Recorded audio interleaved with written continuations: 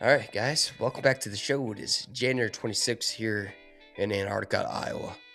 Nathan Creeps joined by the great co-host, the big Daddy Bort Scheller. Bryce, about 3 weeks ago, I was messaging one of the great listeners of the podcast, the famous Doug from Troy Mills, Iowa, Yeah. cocking off that this was the greatest January I've ever experienced in the state of Iowa because he's got his winter home down in Arizona.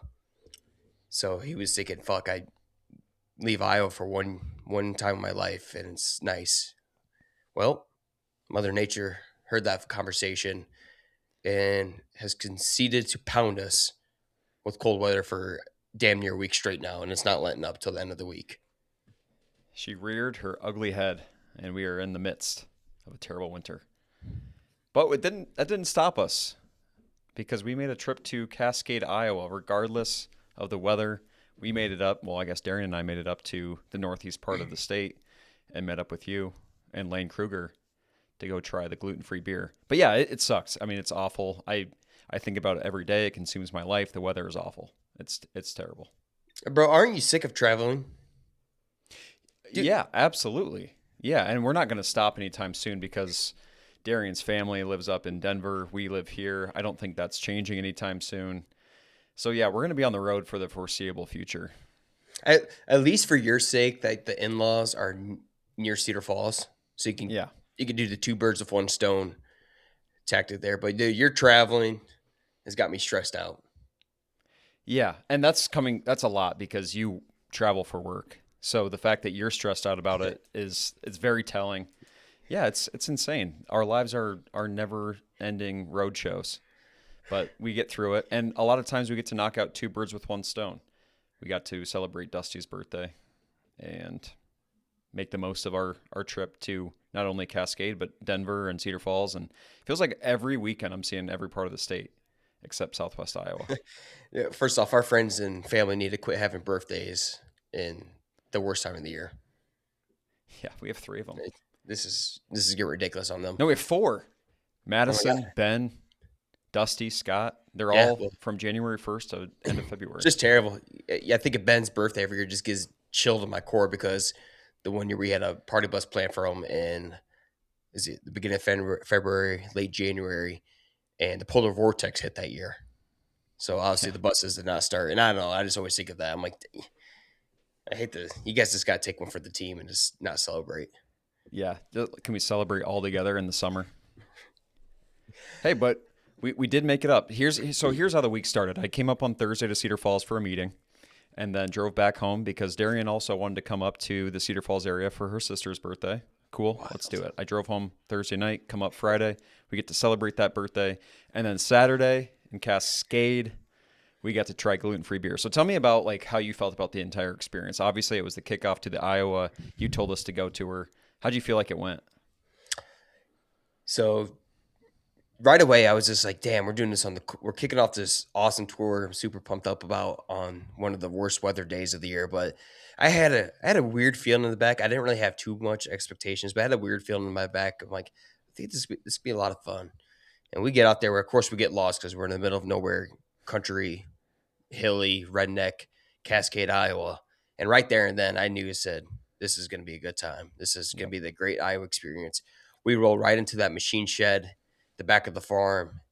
We step in and we see a group of 15 plus people, including Jamie and Eric Miller.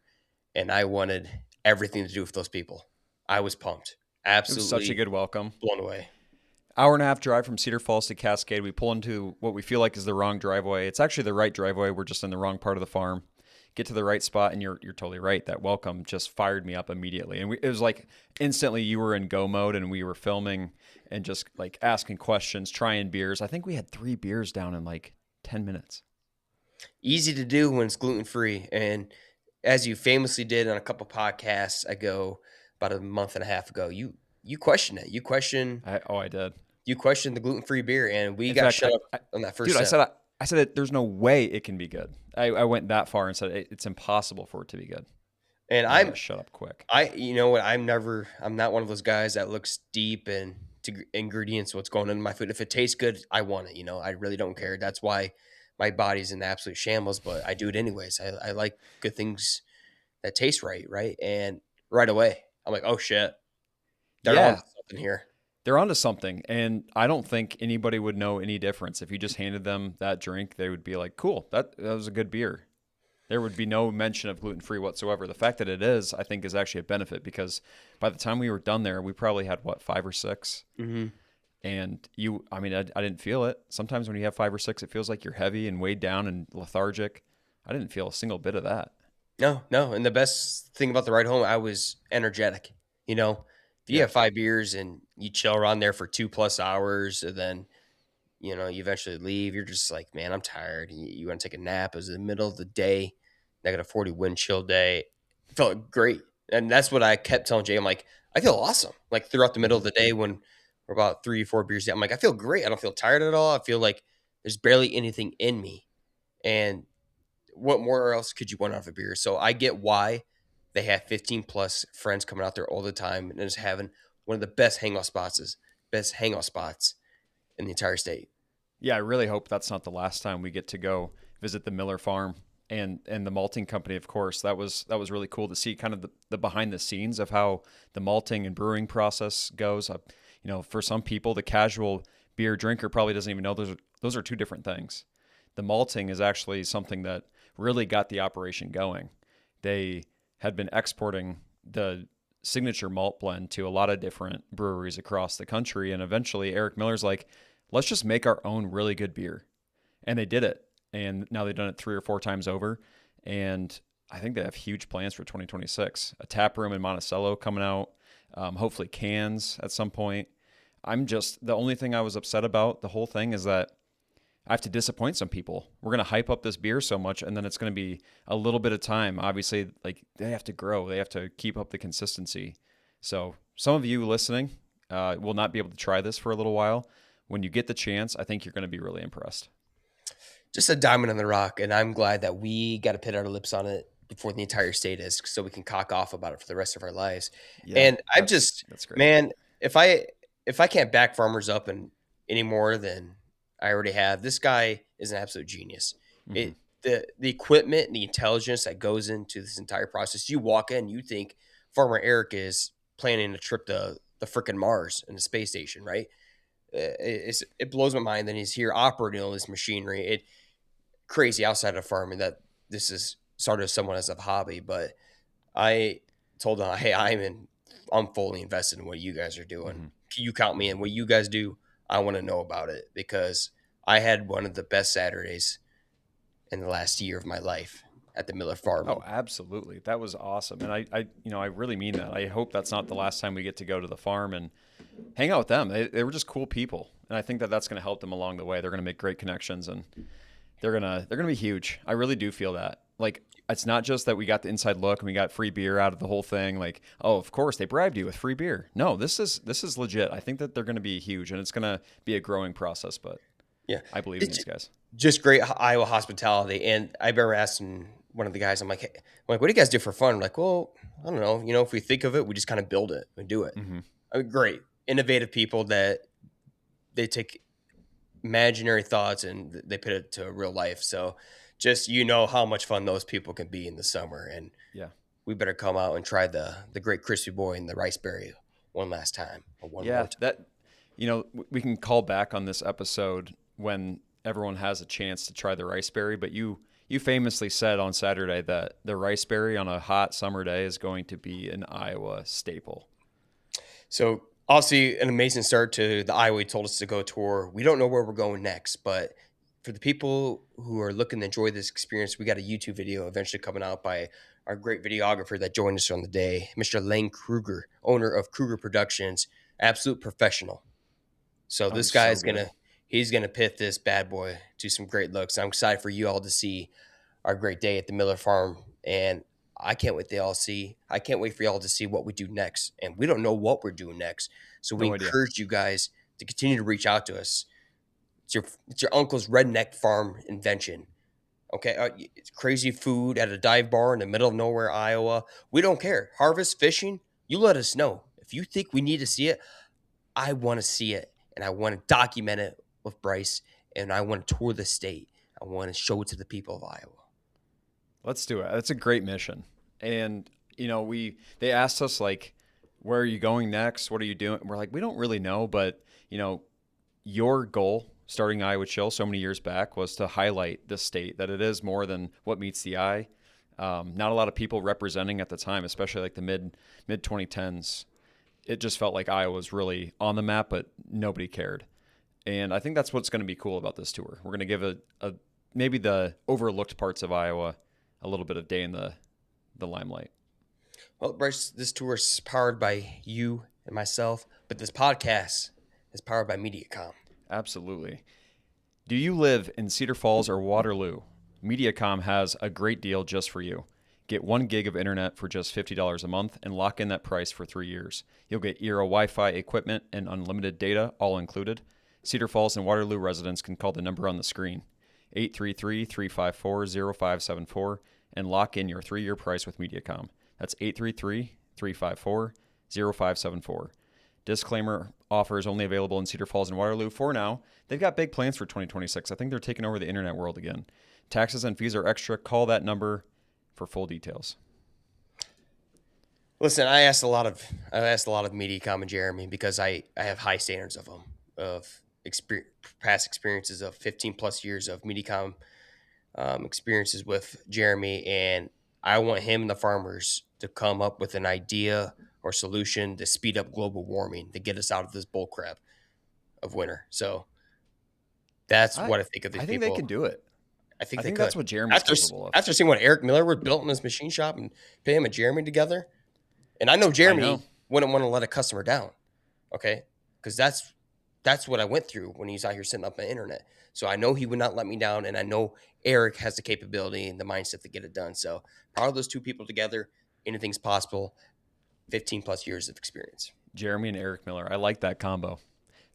Nate, you said maybe the last couple months, a few times on this show, how much entrepreneurial energy that farmers have. And it makes sense, right? Like, who has more problems than the farmers? They're always finding solutions to their own problems. That was the coolest part of that tour for me. It was just seeing how many times he was able to fix something or build something out of nothing. Blows my mind. Shit. Put Jeremy and Eric together, I feel like they could solve the world. Absolutely blows my mind. All right, Bryce, it's cold. It's cold as hell out, and that brings us to the Iowa Fact of the Week. We're going to be looking at the top 5 coldest dates and towns in the state of Iowa history. Number 5, Bryce, we're looking at, these are not wind chills. These are actually recorded temperatures of Fahrenheit degrees. Number 5, minus 32 degrees Fahrenheit in Clarion and Decorah, Iowa, set back in January 21st, 1970. That's number 5. That's cold as hell. Number 4, 33 below zero, Lamar's in Denison, Iowa, on February of 1996 and 2021. We also got a number 3 coming here. It's going to tie that previous number 4, Bryce, at negative 33 degree Fahrenheit of Cherokee, Iowa, January 21st, 1970. Top 2. Well, the top 2 and the number 1 are actually tied for first place. So your number 1 and number 2 coldest dates in the history of Iowa here are Elkader, Iowa, and February 3rd, 1996 at negative 47 degree Fahrenheit, and tying that as Washita, Iowa, minus 47 degree Fahrenheit, set back in January 12th, 1912. That's so cold. So cold. It felt this last week has been brutal, but it was not that brutal. It didn't get windy during the day. Obviously at night it was windy as hell. So I can't imagine stepping out 3 in the morning. I'm sure it was brutal out there, but during my work day, oh my God, so today I had to go to Des Moines. It was one of our larger projects we had to deliver. And for larger projects, commercial projects, we have a sub warehouse that stores all these solar panel pallets, and we have to go there and load. And we have to load outside, and it takes a while. So I was thinking about all weekend. I knew I had to do it. I knew I had to fucking do it. So Tommy, my boy Tommy, and I, we head over there. The best news I've ever heard. They say, "Hey buds, the concrete ramp to the warehouse just dried. You boys can pull inside." Oh, that's amazing. You know that's how great fucking Monday cold news. it was this morning, and I about damn near kissed Tommy. I said, "Tommy, we're going inside." We pulled right in. They load us right inside. We strapped. And your life was great. It didn't get above zero until almost noon today, so you really lucked out. We did have to go to Des Moines to unload, but at that time it was sunny out and we're kind of Yeah, tucked away no. some buildings. But whew, yeah, great It's crazy dodge. how good 14 degrees feels after it's been -5. Right? Right? So, like I said, the wind hasn't been that bad. The sun's been shining. Um, and it's like you said, you're right. If it's 14 degrees versus, negative 12, it's a whole different world we're living in. It is. I mean, So, it's almost like what? That's 30 degrees right there. mhm. That's a big difference. But the rest of the week is looking like it's going to cap off at a certain high. I think we reached a high of about 18 degrees today. And the rest of the week's looking about that same until we get to about Saturday, Sunday. So we might as well dive in some weather records here Let's do for it. this specific date of January 26th. January 26th weather records in Des Moines, Iowa. Well, you guys had a high of 12 today, first off. And the highest ever recorded temperature was 65 degrees. Woo-hoo! Set Wow. back in 2002. What are you doing on that day? You know what? I remember that day. I think over the weekend we talked about the great ice storm of 2006, and almost everyone has a vivid memory of that. I did not really. I remember having some snow days as a kid. That one didn't necessarily stick out. That warm day on 2002, I can promise you I was out throwing the football around with my dad. Well, nowadays we'd be having a rice berry in Cascade, Iowa if it reaches 65 Yep. degrees in late January. I can promise you that. Lowest temperature ever recorded, Bryce? 19 degrees below Fahrenheit on 1904. Okay.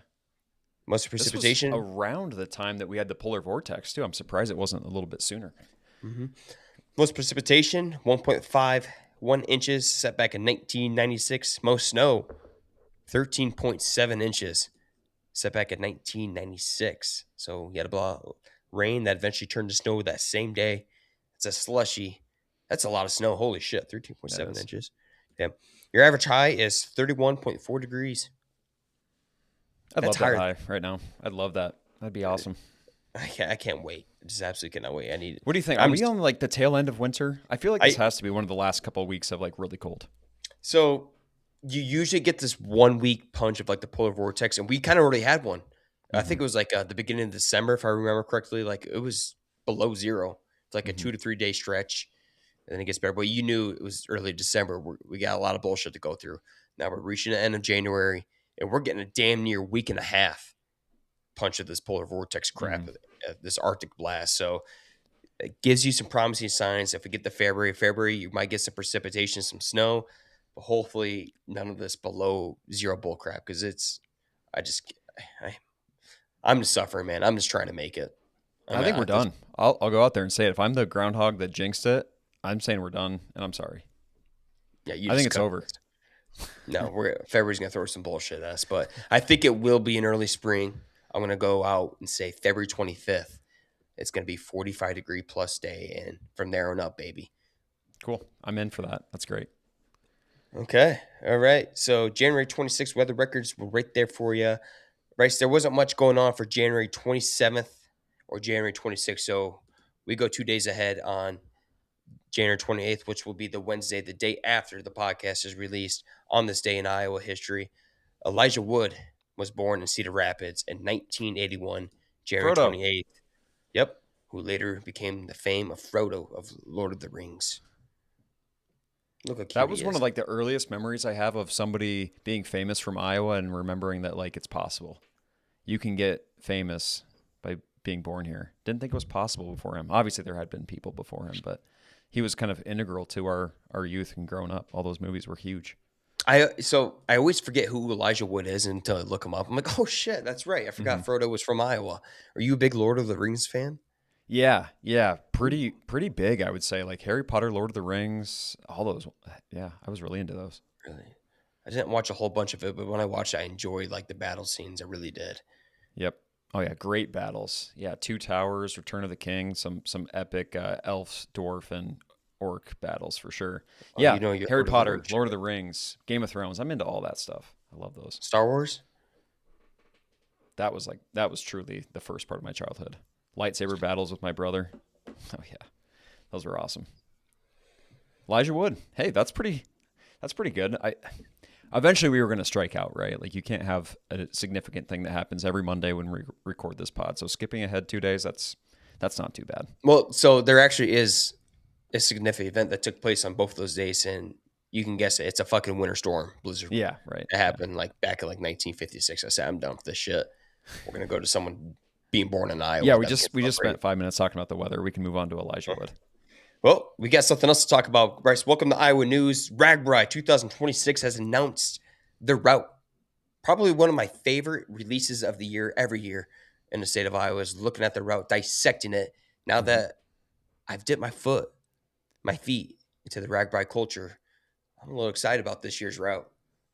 Yeah, We well, go, okay. What do you think about it? Obviously, that's kind of the topic of the top 5 segment, so we'll get into it more. But what's your initial thoughts on it? um, kind of goes from like kind of ending in the same place, you know, Yeah, Dubuque, not too far from Gutenberg, about an hour south of Gutenberg. So you go from Anoa, Iowa, the kickoff, which does not again sit right there on the Missouri River. It's close, but I want it to be on the Missouri River. I know you're limited in options. Some people will start their day early. They'll go over, dip their back tire, and go to Anawa, however you pronounce it. And then that beginning day, they'll head to Harlan, Iowa, head on over to Guthrie Center, up to Boone, over to Marshalltown, over to Marshalltown, up to Independence for the longest route of the day of 81 miles, over to Dyersville and the cap off 2026 RAGBRAI in Dubuque, Iowa. it's a good finish. It's going to be a very scenic finish, kind of like it was last year. I agree. Mm-hmm. It's weird that they didn't finish more parallel to where they started, but hey, I'm not in charge of this stuff. You know who is? Matt Fippen, Does a great who job. does a great job and at some point might be joining this show. He reached out to us. He wanted initial thoughts on what we thought of the route, and I said, it's crazy that you ask because Nate and I will be ranking the top 5 favorite or top spots to stop this year on the RAGBRAI route. He was unable to join us tonight, but it sounds like it's sometime in the near future. He's going to join us and talk about a few different things about RAGBRAI. Talk about a guy who just wants to make the experience better for everybody, right? Yep. When you're pulling in 30,000 plus bikers throughout the state, that's a hell of an event. You got to pick biggest event in the state of Iowa, right? And Yep. this guy is tuning in on random podcasts like this one last year, gathering information and what we think. Yep. So that right there tells you this man's doing his research. He's doing what he can to make it as the best experience possible. So Yep. he's got his head in the right direction, and we're going to be giving him our information or what we think and our opinions of the top 5 at the end of this episode. Yeah. Yeah. I think, his thing that I really appreciate is that there are a lot of misconceptions about RAGBRAI. A lot of naysayers will be like, it kind of trashes the town, this and that. Well, he wants to tell stories of like the give back and then how the ride has kind of evolved since 1973. So I'm really excited for that. And Matt, if you get any insight from us hooligans, more power to you. But I think you're doing a great job. So don't take what we say with too much weight. Yeah, I guess I can dip my toe in the misconception. I brought him talking about that last year. Mm-hmm. The first thing I noticed about the RAGBRAI culture is how nice and genuine and caring people are about fellow bikers, the communities that they're stumbling on into. Because I mean, these people have been doing it for 20 plus years, and when you do it for 20 plus years, you care about it, and when you care about it, you want to protect the image of it, and Yep. that right there shows you when they show up to these towns, they're going to treat the best behavior. And of course, when you get thousands and tens of thousands plus bikers, you're going to get a bad apple. It is what it is, Mm-hmm. people. Suck it up, move on from it. This is an experience. If I own a town, I want them coming through me. I want all that I would think up so, in here. right? Yeah, Yes. you want it all in there. Like you want that tourism, that day tourism is great for the local economy. And you've said it, Nate. Like the best part about this route is normally the small towns, and I think a lot of riders would probably agree. I wonder if at some point, and this is a great question for Matt when he joins us. Why don't they just do an entire route of small towns? There has to be a good reason. I'm sure it's pretty obvious, but those are the towns that really want you there. Well, you need some. If you did super small towns for an overnight stop, have people sleeping in cornfields, and by then you're about knee high 4th of July, so that wouldn't work out too well. So you need some capacity to host the tens of thousands of people for the overnight stops. So that Don't most people sleep in the middle of nowhere anywhere? Like they're like in fields and stuff. When I saw Scotty B that morning on the campground, that boy had just been basically in a rainstorm. there are some towns where you're not going to find enough availability for Even pavement. probably. Yeah, so Yeah. I get, but I love, and that's something I was wrong about last year when we were ranking these towns. I said Cedar Falls would be the greatest Hmm. RAGBRAI stop in almost a history. I was so wrong about it because the magic of these stops lie in the smaller towns, not the super small towns, but the small towns of like 5,000 to 6,000 Hmm. people. That's where the magic happens because those people are It's it's game changing for that community. I'm still a little surprised by that, by the way. I still think Cedar Falls had the bones to be that. Like, it's got a small enough town culture and it's a bike culture. I think it was just a little bit underwhelming. Not that it was Well, bad, but the fact was the day prior was one of the longest days, hottest days, and when they got to true. Isle Falls, it was like the storm of the year. That Hmm. rained all night, thundered all night on top of those people in Isle Yeah, they Falls. were just And beating you to a pulp, weren't they? so we heard it all night at my place here in Cedar Falls. And then when we got to the campground, and from my journey from Iowa Falls to Cedar Falls, you heard about it from conversations and groups. It's about, man, I didn't get any sleep last night. Everybody was Yeah, talking those about people how were miserable it dead. was. And I just got done watching a YouTube video of the 2025 RAGBRAI experience. And one of the highlight stops was Iowa Falls. And this campers camped out next to a house in them downtown, and they put their tent right below an e-spout on that same night. Yikes. And they said they woke up to about half a foot of water in their tent. Yeah. So I don't know Yeah, how, that dude. makes sense. I guess like you're just so dead that it's not. I just, man, I think Cedar Falls given another shot will live up to the hype. Like maybe it was everyone was just dead, but yeah, you're Mhm. right. At the end of the day, it's about the small towns and It's a Super Bowl for the small towns. Cedar Falls yeah, has so much going on year round. Okay. yeah. So I'm not True. saying it's And a we bad talked spot. about how there was like the street party, there's Sturgis Falls, like Uh-huh. there's never ending stuff there. It wasn't that even big of a deal. The small No. towns is like, hell yeah. Guthrie It's Center gets to have a concert in the middle of this town square tonight. it's a Super Yeah. Bowl that maybe occurs once in every like 15 years for these towns that they get the opportunity. They take it out of the park. So, and just the in between towns too. I'm like, that's where I almost had the most fun, was the in Hmm. between towns, because obviously I never did the overnight stop, but I loved it going through like New Hartford and Alden. So great time, and I'm excited for this year. I think if I have to do route race, I'm gonna be going from Independence to Dyersville if I had to do it. I was kind of thinking that, like, I did for not want to Cedar do Falls people, Marshalltown to Independence. That's 81 no, miles of that's hell. that's a long way. That's a That long is way in the car, it feels like. holy shit. Yeah, right. That's what I was thinking. Yeah, that's not a bad little stop or a little caravan for anyone in Cedar Falls. That's definitely a keep your eye on it kind of moment. Well, we'll get into a little bit more top five stuff, Nate. I did want to share kind of a cool thing that's happening. There's Iowans on the map everywhere when it comes to the food scene. The It's James good. Beard Award just announced their semifinalists for best chefs across every region, and three chefs, two restaurants, one bakery, and one bar are nominated for the James Beard Award, which recognizes exceptional talent and achievement in culinary arts and is widely regarded as one of the most prestigious awards in the industry. The chefs are here in Des Moines. Ian Robertson of Oak Park, which I've heard is really good. I need to try that still. Just down on Ingersoll in Des Moines. And then Nick Hankey and Phil Sires at Massaw in Des Moines, the East Village part. Outstanding bakery, deluxe cakes and pastries, Iowa City. Best new bar, the Contrary, Des Moines. So tons of representation on a national scale in the food scene, which I thought was really cool for Iowa. The best part about the Iowa you told us go tour, Bryce, is that people did not see behind the scenes of our elaborate strategic plan of building all the resources for you and myself.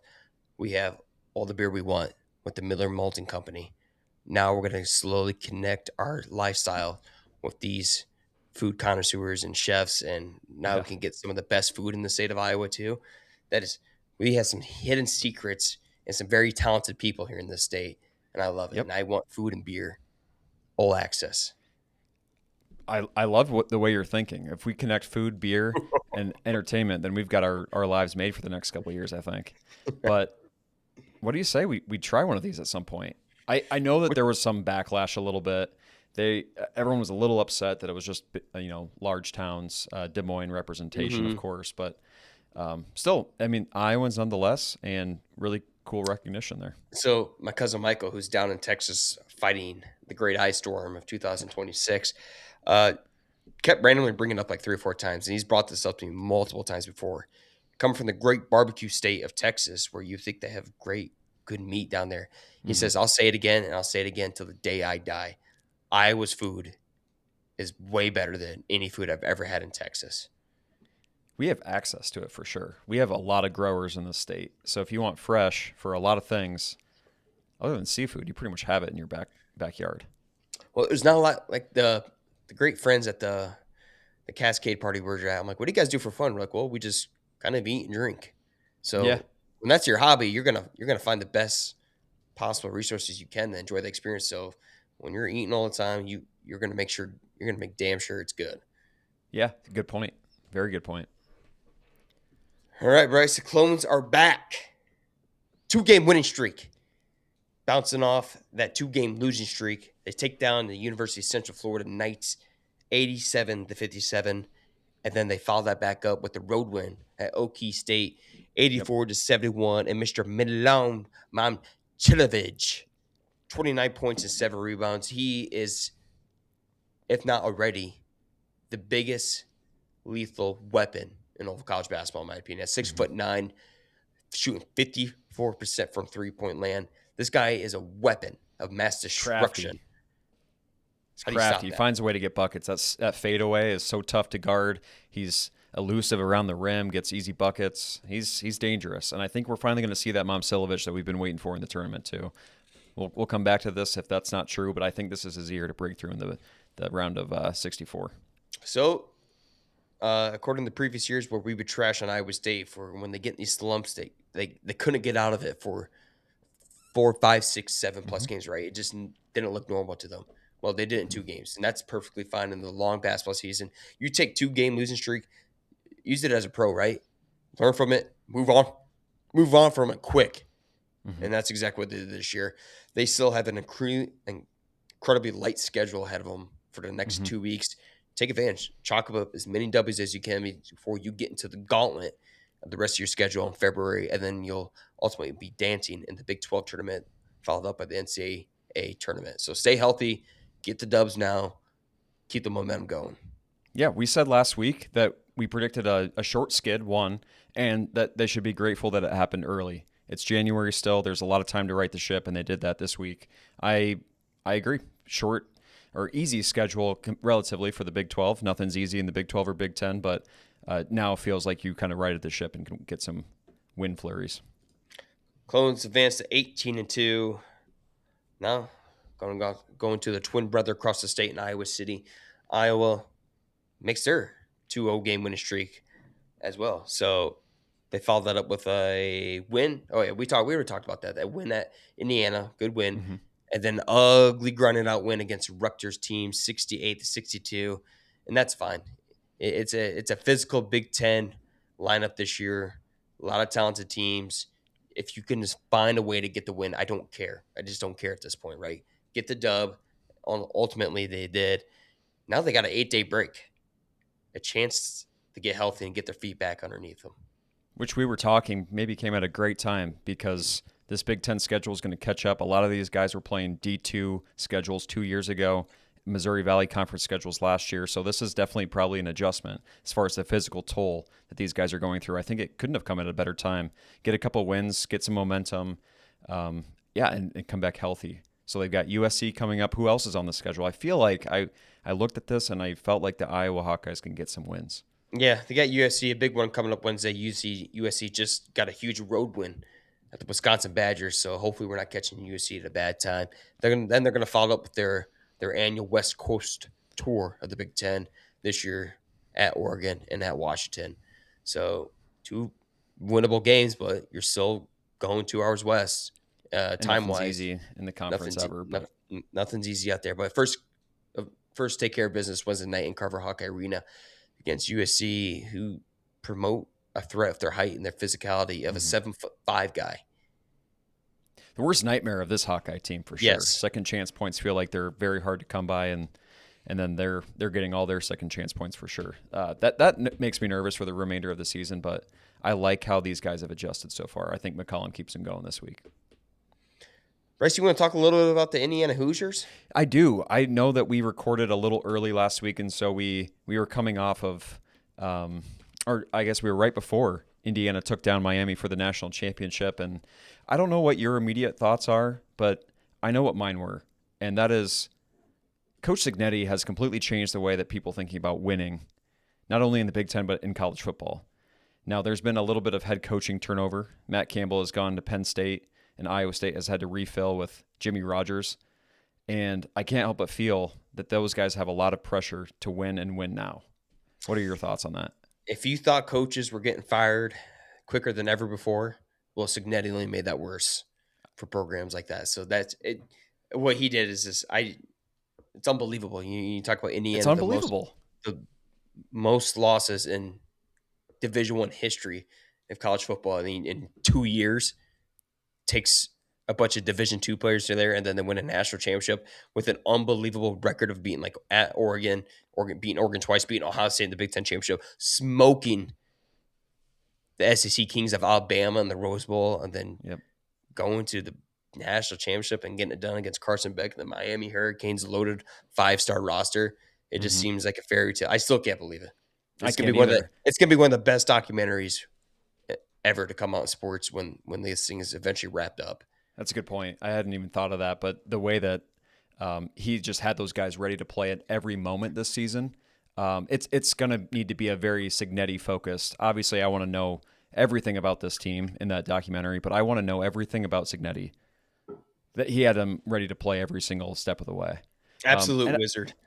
And it just makes you think, like, you know, maybe it is possible. I think it makes everyone think, what if you do get rid of Kirk Ferentz? What could we be getting, you know? I as much as I felt great momentum with Lester and Ferentz and everybody this year, it does make you wonder, is now the time to move on and just like get the right guy? Or do you wait for the perfect moment? I think if anything, it caused a lot of nervous and unsettling feelings for teams that have always just kind of taken a back seat to teams like Alabama. Yeah, I'm great. I'm glad I'm not an athletic director of any university right now, because that would be an incredibly stressful job trying to find the next Kurt Cignetti. You're going to cut yourself every night thinking of how you can do it, and you're not going to do it, right? I mean, my God, they're doing it across sport lines even. They're saying McCollum is the Cignetti of Iowa. It's like, that's already an unbelievable amount of pressure. You're not even in the same sport. So I just can't imagine what those guys are feeling, and wanted to bring that up even though it's been at least a week now. Yeah, but I think nowadays it did prove that the gap has gotten closer against the top tier bloods and everything.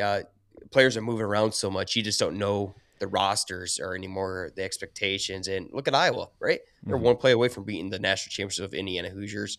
And sure, that was back in September when that game was played, but if you can compete, and you know, there's a chance. And so things, you can't help but feel positive about moving forward, that Definitely. hey, there's a chance.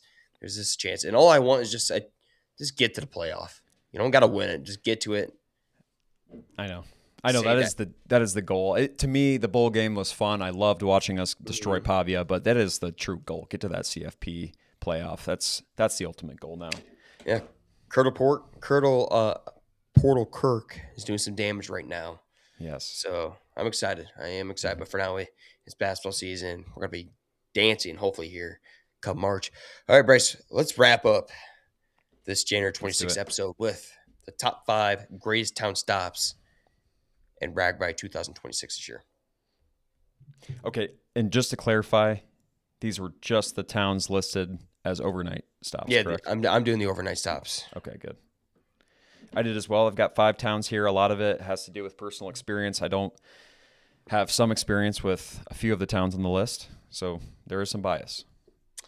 I'll go ahead. I'll start us off with here, Bryce. I'm going to go number 5, Guthrie Center, solely because, you know, I'm a huge believer in the beginning of the week at RAGBRAI. People have all that energy. It's one of the early towns. I think it's your second night overnight town stop. The energy is going to be there. Guthrie Center. I've never been there. Okay, I was going to ask that. Never been there, but it's got to be in the top 5, right? You're 2 days in. You're ready to roll. You got a great week ahead of you. Second night overnight, second town stop. You're good to go. And it kind of lives up to what we were saying. It's the small towns that make the best stops, and that's a town of 1,500. So I think that that's a great one that I accidentally, or not maybe accidentally, didn't have on my list. So I like it. I think that's a great pick. I'll kick us off with Independence. Famously learned that your wife says that if she has to move anywhere in the surrounding area to Cedar Falls and Hudson, where you currently live, that she would live in Independence. And I think if you've made it through 5 nights of RAGBRAI and you've gone from the Missouri all the way to Independence, you deserve to go to the Mental Health Institute that we passed on our way back from Cascade. I think it'll be a great stop. It's a great little town. And yeah, I mean, you're going to be ready for a stop at that point. 81 miles leading up to that stop. You're going to be ready for a little beer and R&R. Independence doesn't get enough credit nowadays, so this is a good opportunity for them. Circling back with Marshalltown, I know that you kind of raised your eyebrow when you said Marshalltown earlier, and there's a little shadiness to Marshalltown that I'm not too unfamiliar with, going from Pella to Marshalltown for basketball tournaments growing up. I think there's beauty in the struggle there, and I've been most recently to the Flying Elbow a couple of years back, a great burger joint. I think that they'll put on a great night of entertainment. I got faith in Marshalltown at my number 4. My number 4, Bryce, is Boone. Yeah. Boone is also known as booming up-and-coming community of the state of Iowa, right? I see a lot in the sports, high school sports. I know some cousins that went to the community there. They're going to be ready to put on a show there. And right in the middle of RAGBRAI, your third town stop, people are still juiced up, ready to go. Kind of near Des Moines, so you might get a trickle effect from the Des Moines Mafia, and it's just going to create an all-time environment in your midweek stop for Boone. My number 3, Bryce, Independence. I honestly think Independence is one of the better stops of this route this year. Unfortunately, you're following an 81 mile uphill battle. So that's if I Could got be the Cedar Falls effect. You think everyone's going to be tired? Well, Cedar Falls was different. It was just a bad weather delay. It was the previous day, and then bad weather kind of got this one. This one you were going 81 miles. When you get there, you're going to be toast. You ain't going to want to do anything. So, which might be a little unfortunate. I mean, so they're still going to party. It's RAGBRAI. They're going to have a great time, but I think it just falls at an unfortunate mile distance for the town stop that day. Take a little nap and then enjoy Independence. Underrated town that I just learned about from you and Madison. Yeah, the wife loves it. I love driving through it. It's pretty. It's there. It's kind of a hidden gem. They'll be ready to roll. I'm going to circle back with my number 3 at Harlan. Now, most recently, I've been to Harlan for Victoria Station. They had an incredible tenderloin. I think I visited in 2021. Since that time, Victoria Station has closed. So sadly, you will not be able to visit that as you ride through this glorious town. But you will be able to party with what I feel like is some of the top and notorious partiers in all of the state. I think Carroll and Harlan go hand in hand when you talk about people that know how to make their own fun. And I think you're going to have a great time in Harlan. So they make my number 3. If Harlan people are anything like the people of Carroll, Iowa, buckle up. You're going to have yourself a night. In my mind, I lump them together. They're not actually that close necessarily, but everyone I've met from Harlan and Carroll remind me exactly of one another, and they're going to be fun to hang out with. Great pick. Number 2. You had it on your list, Boone. Boone makes mine as well. Not that you want to pedal more after you've just gotten done with your RAGBRAI route, but they do have the Rail Explorer. Maybe these guys will be hooked up with some meats and vegetables and food from the Fairway headquarters. Boone is booming. I think you're going to have a great time in Boone as well. Kind of scenic area too. Seven Oaks Recreation right around there. It'll be a little hillier coming into town, but I think another great stop.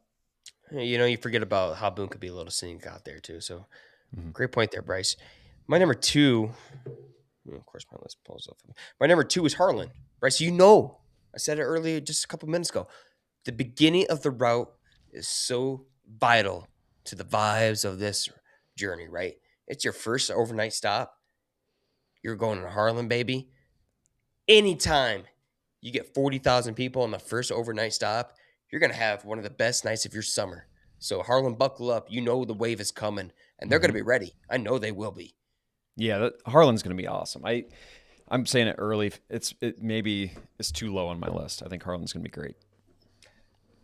I'm going to wrap up this list with my number 1. Stop at the 2026 RAGBRAI route and the Field of the Dreams. That's right, Bryce. Dyersville, Iowa. Now, that's saying a lot about Dyersville because this is towards the end of the route. Mm-hmm. You're starting getting a little depressed. I think Dyersville is going to be the perfect ending punch to this awesome week journey here in the state of Iowa. And I can't wait to see how they intertwine the Field of the Dreams and the rich history of Mm-hmm. Dyersville community into the greatest event in Iowa. Just a couple of weeks before they host the big MLB game at the Field of Dreams, I will say if I was gonna stay, I'd want to be on the field. That's where I'd want to camp for sure. And I had a hard time, Nate. I was truly going to go with Dyersville as well. You know how much I've brought it up on this show. I love it. It's one of my favorite towns in the state. But I had to go with Dubuque. I think Dubuque is going to be a great finisher. And I'm not sure how many people will end up staying, but if you do, you're going to have a very scenic river view and a fun little vibrant downtown that has gotten a lot of work in the last few years. I think it's going to be a great final stop. Dubuque Number would one. be such an awesome stop if you could just pick it up and Move it. move it and just move it, right? Mhm. Move it to like a second or third night stop. Yeah, I agree because Such a I great saw spot. the It's state that so Scotty B beautiful. was in. By the time Oh he my was God. ready for that route or done with that route, he was ready for that route to be done. Yeah. And at that point, he didn't know if he was ever going to ride again. And it sounds like he is. But I know that there's a lot of people out there that will not enjoy Dubuque's beauty because they are exhausted. Yeah. So while it's a great town, I'm not sure how much people are going to be able to enjoy it. But You know what they need to do? Hey, I don't know if we talked about this on the podcast or not, but I think you recommended that they need to flip it, right? Let's start from the Mhm. east side and on the west side. Just one time. Do it Yeah. one time for me. and if they do that, then Dubuque's a great starter. That'd be, We'll have to ask Matt if that's ever in the cards. I would love to hear his input on that because they thought about it. Well, next week we have Iowa corn, and then maybe we can schedule Matt for some time in the near future. Yes. We need to talk more about RAGBRAI because there's so many cool ideas you could do with it, right? Do you want to go south to north? I want to like that. Don't do the north to south, south to north. You could do the east to west just one time. I think that's really cool. But yeah, we have Iowa corn. Join us. But hey, folks, you're gonna be taken to school. You're gonna be educated. If you thought you knew about corn, well, you thought wrong. Yeah, there's a lot more to corn than meets the eye. It's not just rows and kernels and ears. I think you're going to learn all the things that corn's used in and why it's so important to the economy. I think we're going to get into some macroeconomics. So if you're a science and macroeconomics person, I think you're going to be interested in this podcast. If you're not, then our guest is just a lot of fun and it's going to be an enjoyable show regardless because Iowa corn has a ton going on. I don't know if you know, Nate, how they finish their summer, but they do the Iowa Corn 350, Cyhawk, State Fair, all within like a 45-day window. So Just Iowa fun Corn has people. a ton planned. And yes, they like to have fun. Oh my God. I mean, how can you not get excited about that? Mm-hmm. Let's go. I'm pumped up about that. We're gonna unlock a whole new audience, I think, next week, and I'm excited for them. I think you're right. Hey, this was a fun episode. All right, people, we're damn close. Hang in there. It's the rest of the week, and then after that, we're getting to the mid 30s. Life's gonna be all right. Let's get to February. Let's close out January because this month needs to be done. Let's finish the hibernation together. Thanks for listening, people.